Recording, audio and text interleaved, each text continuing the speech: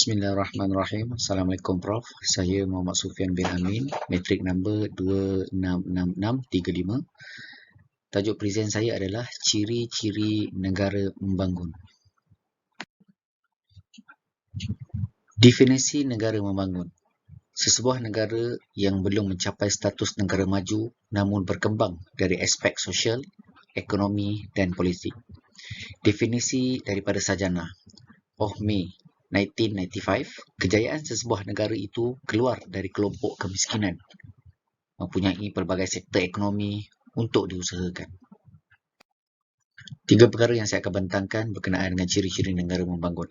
Yang pertama, persepsi negara membangun dari sudut politik, sosial dan ekonomi. Yang kedua, klasifikasi ekonomi negara. Yang ketiga, ciri-ciri utama negara membangun. Perspektif negara membangun dari sudut politik, sosial dan ekonomi. Politik adalah pelbagai cara pemerintah, sama ada demokrasi, monarki atau diktator. Politik yang stabil amat diperlukan bagi memastikan bahawa ekonomi negara mereka dapat tumbuh, pemimpin yang adil dan dasar ekonomi yang jelas. Sosial nilai-nilai ini harus menjadi wajah yang perlu diimplementasi oleh setiap penduduk di negara membangun kerana ia bakal menjadi mangkin yang mampu memacu pembangunan negara. Ekonomi. Kewangan sebuah negara, taraf hidup rakyat, peluang kepelbagaian industri yang diusahakan keluaran dalam negara kasar. Klasifikasi ekonomi negara terdiri daripada dua, iaitu klasifikasi lama berorientasikan politik. Alfred Sauvy, Mao Zedong, iaitu Three World Model, negara dunia pertama, Amerika Syarikat dan juga Soviet Union. Negara dunia kedua, kuasa-kuasa pembangunan, Jepun, Kanada dan Eropah. Negara dunia ketiga terdiri daripada negara-negara Afrika, Amerika Latin dan Asia Benua. Klasifikasi baharu berorientasikan ekonomi, KDNK, ekspor dan import. 5 ciri-ciri utama negara membangun menurut Zul Azmi dan Zailan 2015. Kadar pertumbuhan populasi penduduk yang besar, kualiti kehidupan rakyat yang rendah, teknologi yang tidak berkembang, perkembangan perindustrian yang perlahan, dan pengolahan sumber alam yang minimal.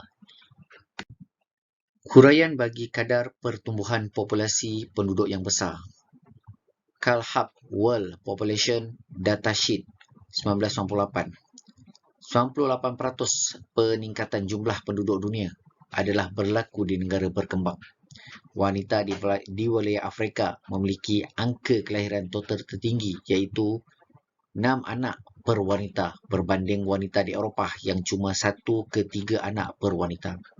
Aspek pengurusan kehidupan akan mengalami kesukaran, isu kemiskinan, kualiti kesihatan, kualiti pendidikan dan lain-lain. Huraian kualiti kehidupan rakyat yang rendah. Yang pertama, pendapatan yang rendah menyukarkan untuk membeli barang keperluan. Kuasa beli penduduk juga akan semakin terkesan.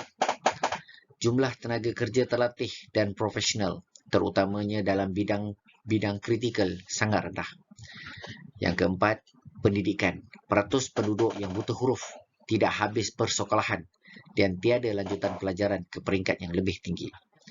Yang kelima, kesihatan. Sesebuah negara membangun juga amat rendah dengan fasiliti yang kurang baik.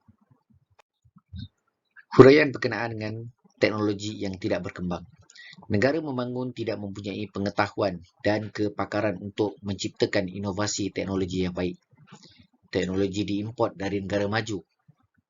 Penggunaan gadget dalam teknologi komunikasi, fasiliti dan alat-alat canggih yang terhad. Kepakaran ahli sains dan saintis daripada negara maju turut ditagih. Huraian perindustrian yang perlahan. Yang pertama, masih didominasi oleh sektor pertanian dan agriculture, iaitu cara tradisional. Yang kedua, negara maju menjadikan industri dengan fasiliti teknologi yang canggih sebagai sumber utama perekonomian.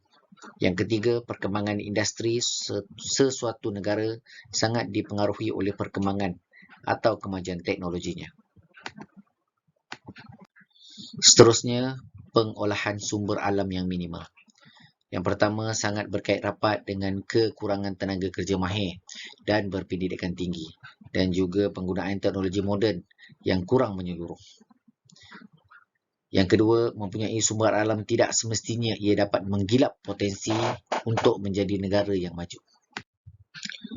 Implikasi kajian. Malaysia negara maju atau negara membangun?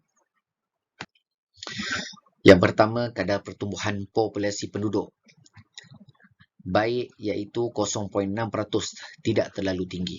Yang kedua, kualiti kehidupan rakyat. Fasiliti lengkap perlu diperluas di kawasan luar bandar. Perkembangan teknologi seiring dengan perkembangan teknologi global. Perkembangan perindustrian mempunyai kepelbagaian industri. Yang kelima, pengolahan sumber alam. Mampu mengolah sendiri hasil bumi di negara Malaysia dan negara-negara lain.